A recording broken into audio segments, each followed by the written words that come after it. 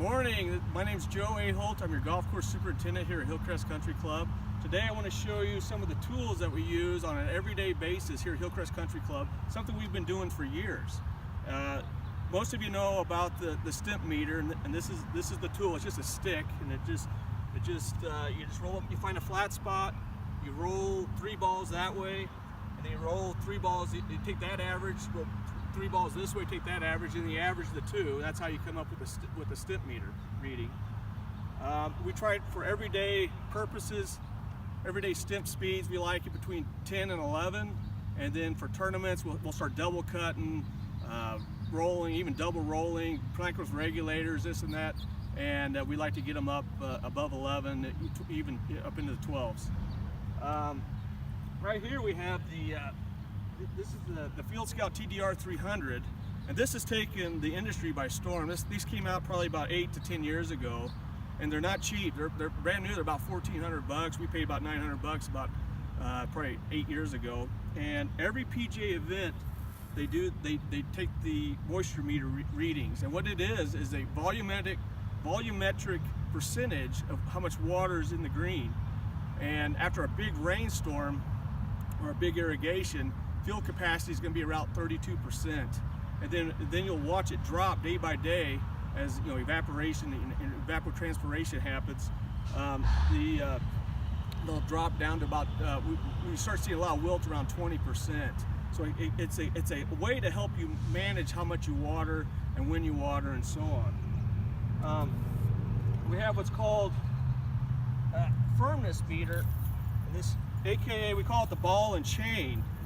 And the ball and chain, what we do is we drop a known weighted ball, and then we measure it with a very accurate gauge, and it tells us exactly how much that depression is. So we go around, we take four drops on this green, and then we'll take that average. And we like to keep it around 220 is what the PGA likes, and that's what we try to shoot for. We take it less than 220. That the depression in the soil is less than 220 thousandths of an inch, and that's what we like to keep it at. And then it's directly related to this. All these things are kind of interrelated.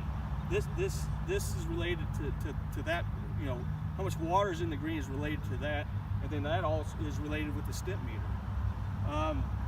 We have a bucket here. It's a simple tool, and what we do is growth on a grass growing. If you have a green that's just perfectly lush and growing and looks beautiful, that green probably is not putting very fast. So we got to do things. We got to do plank with regulators. We roll a double cut, lower heights. We kind of beat the hell of it.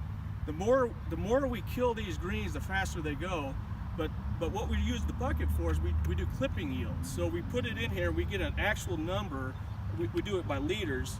Of how much, and that way we can control, how much fertilizer we need to add, how much do we need to hit it more with plank with regulators, and so on. So this bucket's very important. We're always wanting to know how fast the grass is growing on the greens. The other thing is we take the soil temps, and we know it's another simple tool, and what we use this for is a lot of the products we use, they want soil temps above 50. A lot of fertilizers and biological products we use, they want soil temps above 50, and even some herbicides.